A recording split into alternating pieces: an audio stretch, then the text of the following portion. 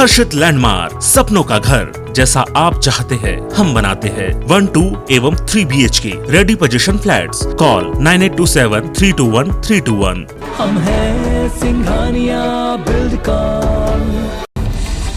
पूर्व केंद्रीय मंत्री और पूर्व भाजपा सांसद बाबुल सुप्रीमो तृणमूल कांग्रेस में शामिल हो गए हैं। बाबुल को मुख्यमंत्री ममता बनर्जी के भतीजे अभिषेक बनर्जी और पार्टी सांसद डेरेक ने टीएमसी की सदस्यता दिलाई। 48 दिन पहले केंद्रीय मंत्रिमंडल में हुए फेरबदल के बाद सुप्रीमो ने बीजेपी छोड़ दी थी। तृणमूल में शामिल होने के बाद बाबुल सुप्रीमो ने पहली प्रतिक्रिया दी है। उन्होंने कहा कि टीएमसी के में आकर गर्व महसूस कर रहा हूं। बंगाल की जनता का सेवा मकसद है। बंगाल का हित टीएमसी के लिए सबसे ऊपर है। आज का दिन मेरे लिए बहुत बड़ा है। वीर गोंडराजा शंकर शाह और कुंवर रघुनाथ शाह के बलिदान दिवस पर जबलपुर में भव्य कार्यक्रम का आयोजन किया गया। देश के गृह मंत्री अमित शाह ने गोंडवाना के वीर क्रांतिकारी राजा शंकर शाह और उनके बेटे रघुनाथ शाह के बलिदान दिवस पर उन्हें श्रद्धा सुमन अर्पित कर साथ ही बंदी गृह में बनने वाले भव्य स्मारक का भूमि पूजन भी किया। गृह मंत्री ने आजादी के आदिवासी नायकों पर आधारित एक एल्बम का भी विमोचन किया। कार्यक्रम को संबोधित करते हुए अमित शाह ने कहा कि इतिहासकारों ने आदिवासी जननायकों को बुलाया। आजादी के लिए जनजाति नायकों ने सबसे ज्यादा बलिदान दिया, लेकिन उनकी शहादत को इतिहास में स्थान नहीं दिया गया। इसलिए पीएम मोदी ने अभियान चलाया है। राष्ट्रपति रामनाथ कोविंद 4 दिवसीय हिमाचल प्रदेश के दौरे पर हैं। राष्ट्रपति रामनाथ कोविंद शिमला में आयोजित प्रशिक्षु अधिकारियों के समापन समारोह में शामिल हुए। राष्ट्रपति ने 2018 और 19 बैच में लेखा सेवा परीक्षायु अधिकारियों को संबोधित किया। पीएम मोदी ने आज वीडियो कॉन्फ्रेंसिंग के जरिए गोवा के हेल्थ वर्कर से चर्चा की। इस दौरान पीएम मोदी ने कहा, गोवा के प्रत्येक पात्र व्यक्ति को कोविड वैक्सीन की एक डोज लग चुकी है। कोरोना के खिलाफ लड़ाई में ये बहुत बड़ी बात है। इसके लिए गोवा के सभी लोगों को बहुत बहुत बधाई।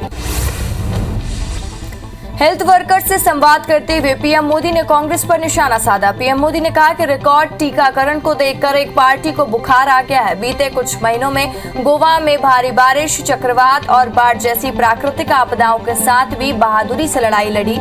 इन प्राकृतिक चुनौतियों के बीच कोविड टीकाकरण की रफ्तार को बनाए रखने के लिए सभी कोरोना वॉरियर्स का अभिनंदन करता हूँ। नोबेल शांति पुरस्कार विजेता कैलाश सत्यार्थी को अब संयुक्त राष्ट्र संघ ने महत्व और जिम्मेदारी सौंपी है। महत्वपूर्ण जिम्मेदारी सौंपने के साथ ही उन्हें 71वीं महासभा की शुरुआत से पहले नोबेल विजेता कैलाश सत्यार्थी को सत्य विकास लक्ष्य अधिवक्ता के रूप में नियुक्त करने का ऐलान किया गया है। यूएनओ की ओर से प्रेस नोट जारी कर ये जानकारी दी गई है। कांग्रेस के सीनियर नेता और सांसद शशि थरूर ने कहा है कि कांग्रेस पार्टी को स्थायी अध्यक्ष की जरूरत है। उन्होंने कहा कि उनके जैसे नेताओं को लगता है कि ऐसे जल्दी हो जाएगा। थरूर ने कहा कि सोनिया गांधी ने कई साल तक पार्टी का पूरी तरह से नेतृत्व किया, लेकिन अब जब से उन्होंने जिम्मेदारी से मुक्त करने के लिए कहा, पार्टी को एक नया अध्यक्ष खोजना होगा। पोर्नोग्राफी केस में आरोपी राज कुंद्रा ने आज मुंबई की अदालत में जमानत याचिका दायर की। उन्होंने दावा किया कि उन्हें बलि का बकरा बनाया जा रहा है और सप्लीमेंट्री चार्जशीट में उनके खिलाफ एक भी सबूत नहीं है। अफगानिस्तान की राजधानी काबुल के PD-13 इलाके में आईईडी ब्लास्ट हुआ। स्थानीय मीडिया रिपोर्ट के मुताबिक इस विस्फोट में 2 लोगों की मौत हुई है। धमाके की आवाज सुनते ही लोगों के बीच अफरा तफरी मच गई। इस ब्लास्ट की जिम्मेदारी अभी तक किसी ने नहीं ली है।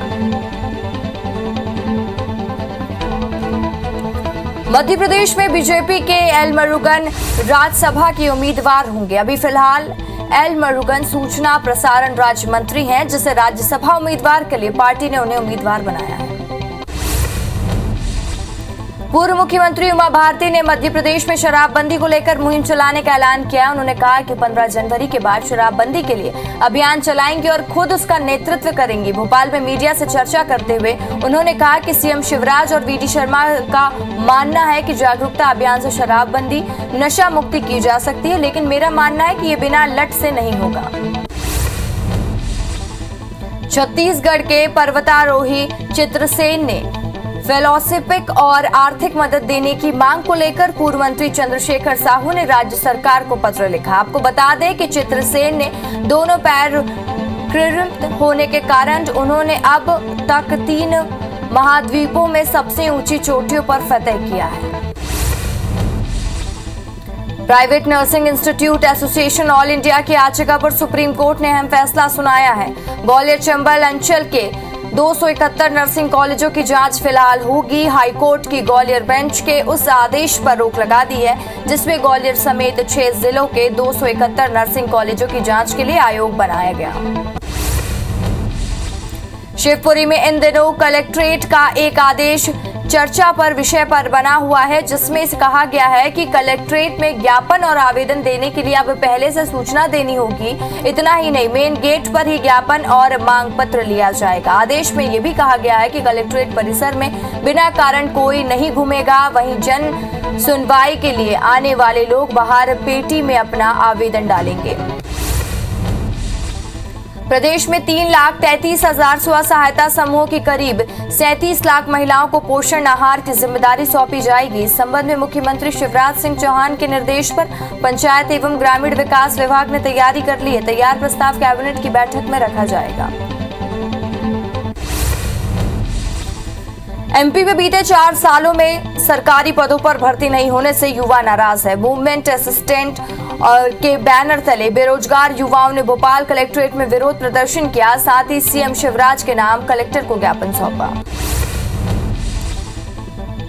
अनूपपुर सीएमएचओ डॉक्टर सोनवानी को निलंबित कर दिया गया है और रीवा के स्वास्थ्य विभाग संचालन अटैच कर दिया गया जिसके बाद हम आपको बता दें कि सीएमएचओ डॉक्टर सोनवानी पर कोरोना काल में अनुपस्थिति रहने और मलेरिया कार्यक्रम के दौरान डॉक्टरों को सहयोग नहीं करने, एनएचएम की गाइडलाइन के विरुद्ध ट्रांसफर करने समेत कई आरोप लगे थे। ग्वालियर में नाबालिग छात्रा के साथ दुष्कर्म का मामला सामने आया। 8वीं की छात्रा को 2 दिन पहले पेट में दर्द हुआ था। जब जांच कराई गई तो गर्भवती होने के साथ साथ दुष्कर्म की घटना का खुलासा हुआ। छात्रा अपनी नानी के घर रहने आई थी। इस दौरान पड़ोसी युवक ने धमकाकर उसके साथ दुष्कर्म किया। फिलहाल पुलिस ने आरोपी को गिरफ्तार कर लिया है।